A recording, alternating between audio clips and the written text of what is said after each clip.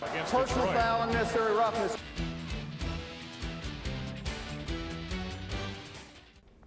Hello and welcome to Personal Foul. I'm your host, Jake Tinker. For those of you new to the show, here's how Personal Foul works. Each week we'll have guests come on and argue about what's going on here in the sporting world. So to do it a little differently this week, however, we're going to have a little more local flavor.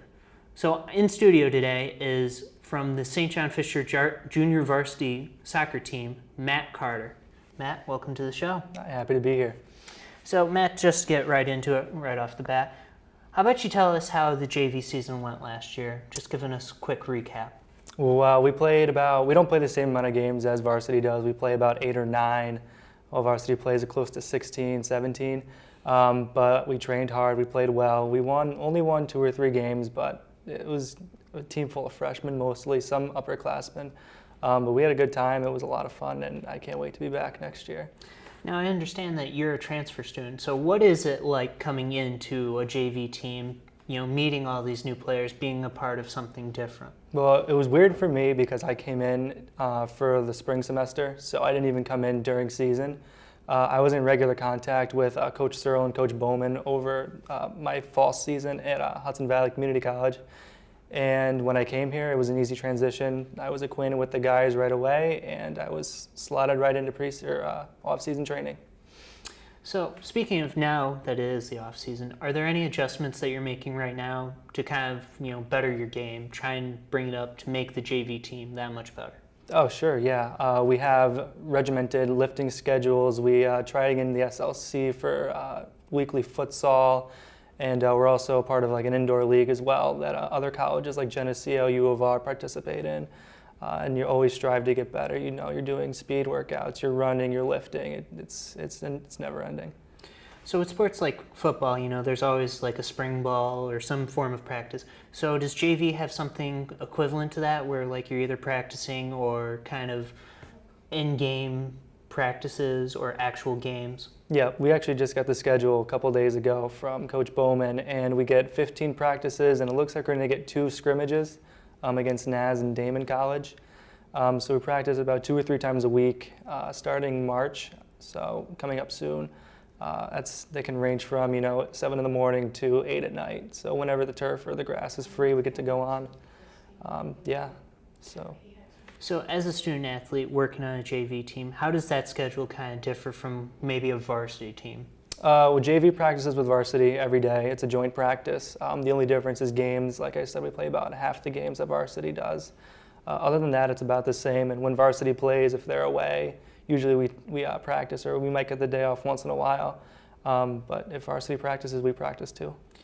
Now, in terms of maybe the varsity team making an E8 run or anything along that, do they kind of call upon maybe some JV players to kind of fill out the bench just in case of injury, or is it more just kind of you jointly practice and then you kind of go your separate ways? No, we can go up and we can go down as the coaches see fit.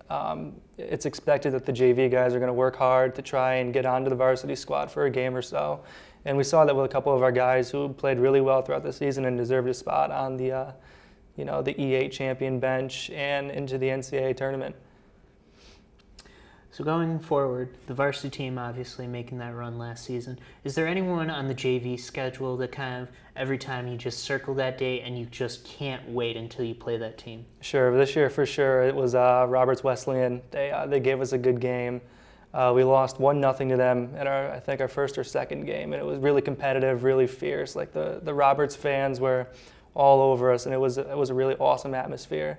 And when they came to Policini, when we played them at Fisher, we got some revenge. We beat them 4 or 5 to 1. So I'm looking forward to playing them again.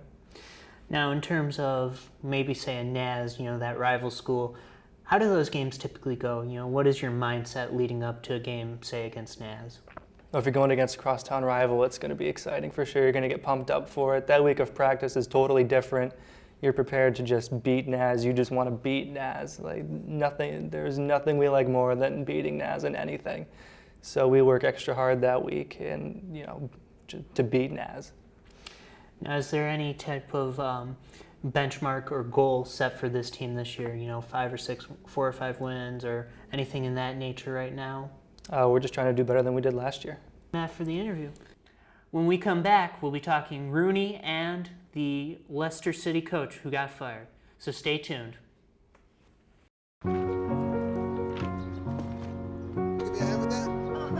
We'd do anything for kids. Thanks for helping us. Yet 1 in 5 children in the U.S. struggle with hunger.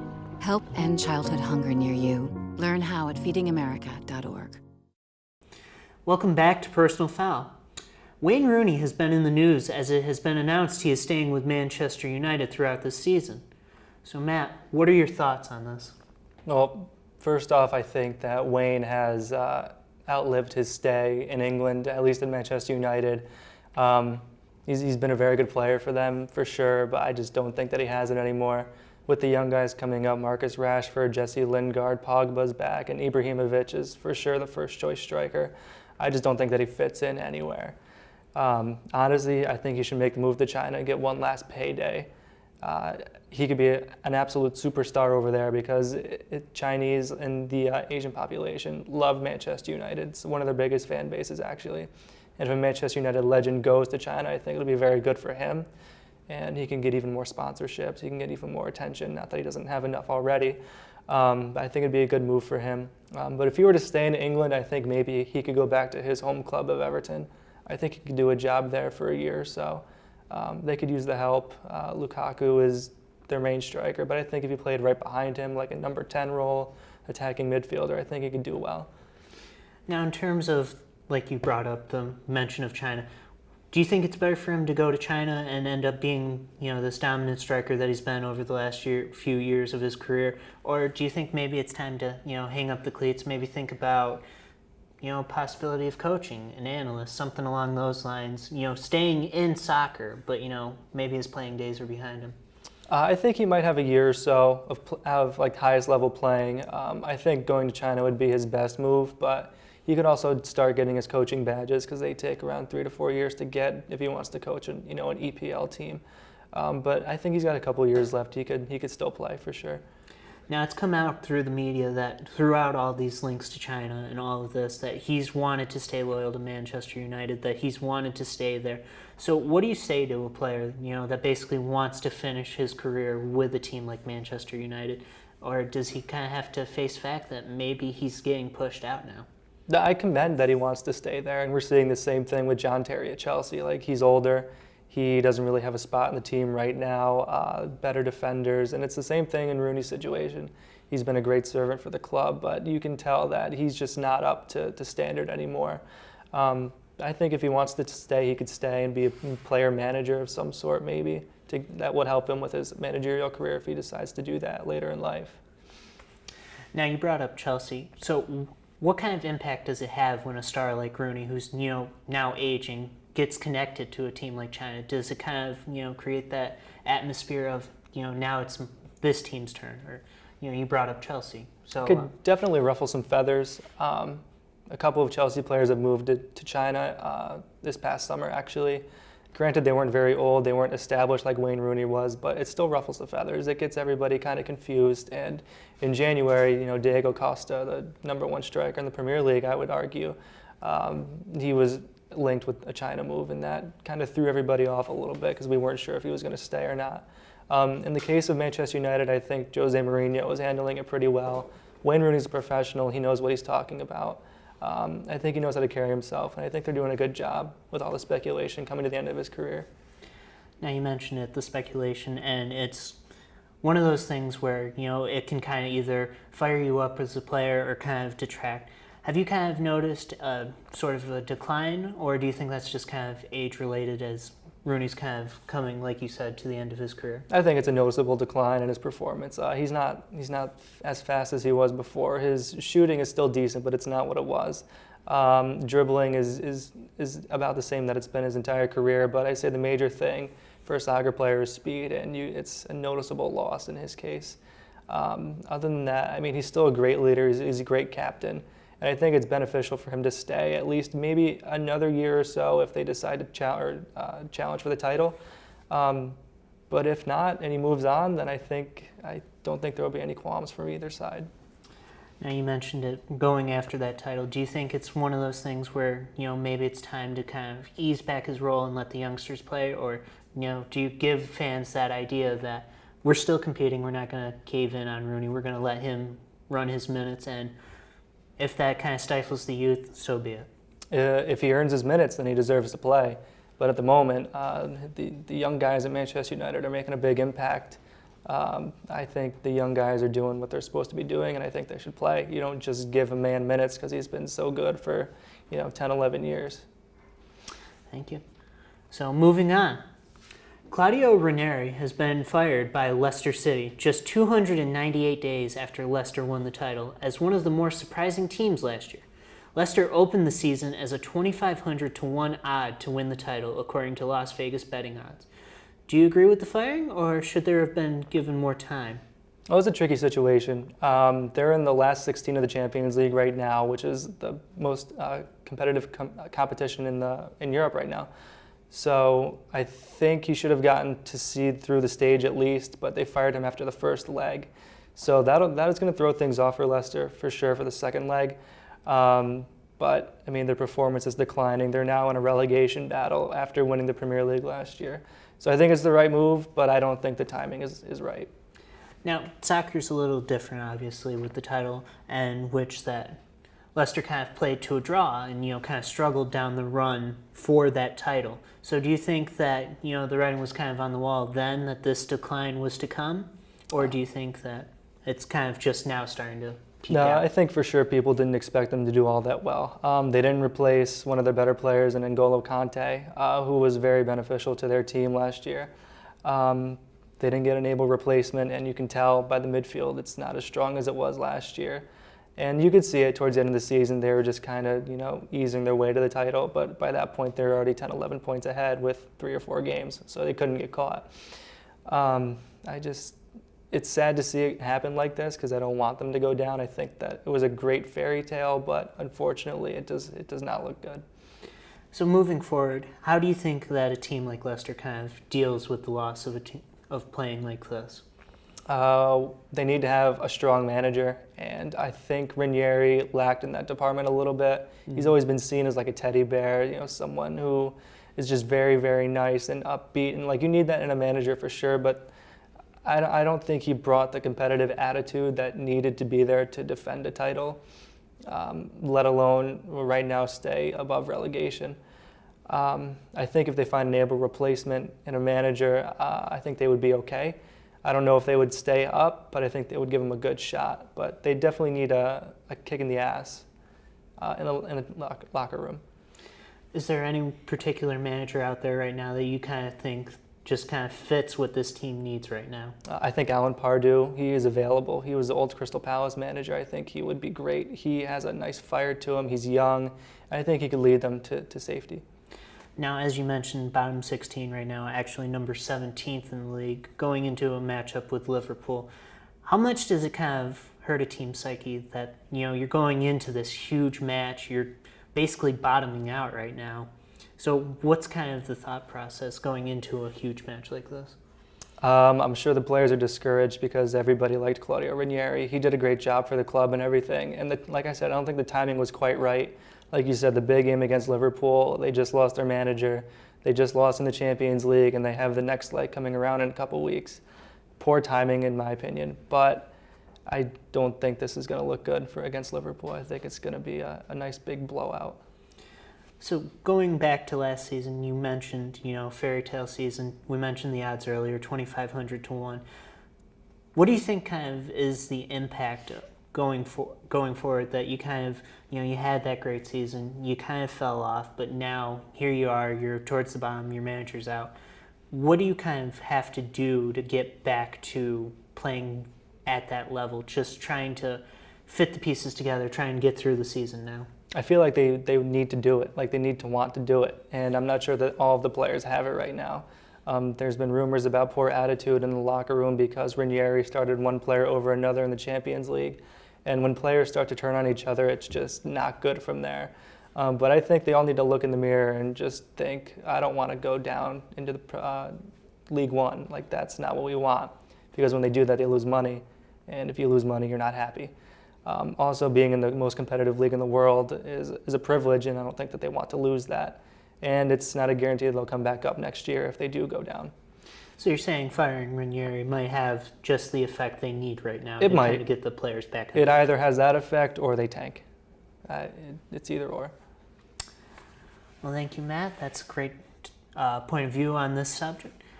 When we come back, we'll be talking about the MLS AllStar Game, so stay tuned. Here's your check.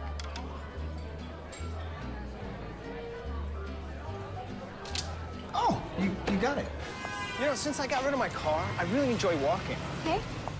Got it. No. Getting pulled over for buzz driving could cost you around $10,000 in fines, legal fees, and increased insurance rates. Oh, you're home early. You live with your mom? That'll set your game back a few years. Buzzed, busted, and broke. Because buzz driving is drunk driving. Welcome back. We're on to our final question. This summer's MLS game will host its annual All-Star Game at Soldier Field in Chicago. This year's game seems to be a potential matchup of the MLS's top players and Real Madrid, the latest UEFA champion. So the question is this matchup better for soccer than the typical East-West matchup? It's definitely great to get American players playing against one of the best teams in the world for sure. Is it better than playing, like an East-West game or an NL-AL game? I'm not really sure. Maybe you could just have Madrid tour the United States like a lot of other teams do. I think it's good though, but the only thing is that Madrid probably won't play the big guys like Ronaldo or Benzema or Marcelo. I don't think that'll happen. They'll play the younger guys, which are still, really fun to watch. But I remember it was a couple of years ago, Barcelona came and played the MLS AllStars. And at the end of the game, Pep Guardiola didn't shake hands with, I messed that up. Yeah, well, Pep Guardiola didn't shake hands with the manager because he felt that the guys were going in too hard on the Barcelona players. So there's, potential for conflict on that. I think it'll be good. So you mentioned Ronaldo, and obviously he'll have the tournament leading up, but he'll have about 31 days between that and the All-Star Game. So we've seen it in the past with players like Ronaldo who, are the star players coming off of big tournaments, going into an All-Star Game when that team's chosen to kind of go against. So do you think it's going to be more of just a, contractual appearance, show up, be there, as opposed to, actually going out on the field and trying to show the MLS who's the better player? In all honesty, he might not even show up. I'm not convinced Ronaldo or the other big guys will show up. They might. I don't think that they'll play, but if they do, it'll be a little cameo, 5 minutes in the beginning or the end, just to give the fans a taste. Because I know they're not going to go see the All-Stars. They want to see Real Madrid. They want to see Ronaldo. They want to see, Zidane, the manager. So we'll see. Now you brought it up. In the past it's been Bayern Munich, Arsenal. We've seen Real Madrid do a lot of these All-Star games. In fact, it's actually Real Madrid who was responsible for the last non-All-Star versus European team. So what does it kind of mean to have this differentiation, be able to kind of play against these European elites and all these different teams to kind of bring it here to America? Well, for the MLS players, I would say it's an experience they might not ever get again. Most of these guys aren't American internationals or other internationals like Nigeria or some other African country, Canada. So they don't have a chance to play against, the big European guys like Ronaldo or Sergio Ramos. So it's good for them. It's an experience for them. But for the fans in America especially, it exposes us to the game a little bit more because I know we're just centered in MLS right now and centered in, the EPL, but we don't have a competition like the Barclays Premier League or anything in here. I mean, MLS is good and it's on the rise, but it's not going to be anywhere near what England has, what Spain has, what France has. So it's good to give us a taste of it. So what does it actually mean to have a game like this? Because, you brought it up, not being a Barclays, not being a Premier League. What does it kind of mean to be able to host something like this that actually holds prestige in some people's mind? I think it's great. I think it'll be great for Chicago. I can almost guarantee the game will be sold out. I think it'll be great entertainment for the fans. It'll be great entertainment for the players on both sides, I think. They're there, it's an exhibition game. They're there to have fun. They're there to just, kind of mess around in a relatively competitive manner. I think it's good for everybody involved. Now, there have been rumors and speculations over the years of kind of trying to mix it up, so that it doesn't seem so one-sided or, players don't get injured. What are your thoughts on something like that, where possibly you see some MLS All-Stars playing with some of the European elites? I think that'd be a good idea. You're not going to take injuries out of the game. There's no real way to prevent that. You can't just tell your players, yeah, go 80%, don't go 100%. But I think that'd be a good idea. It'd be very interesting for sure. Right, we saw something similar with football, with kind of the draft your own players and kind of create your own lineups. So just kind of you're seeing the best of the MLS play with these European elites. Maybe you don't have to necessarily send an entire team. Maybe you send Arsenal and a Real Madrid to kind of combine, split squad there and try and take away from that. Thoughts on that? I think it'd be really cool, actually, if they just did maybe a soccer tennis game, or just like a street soccer version, just kind of just messing around, passing the ball around in between players. I think it'd be kind of cool. All right, thank you, Matt. Well, unfortunately, that's all the time we have for this week. I'd like to thank Matt for coming on this week, and tune in a couple of weeks when we talk about March Madness. For Personal Foul, I'm Jake Tinker.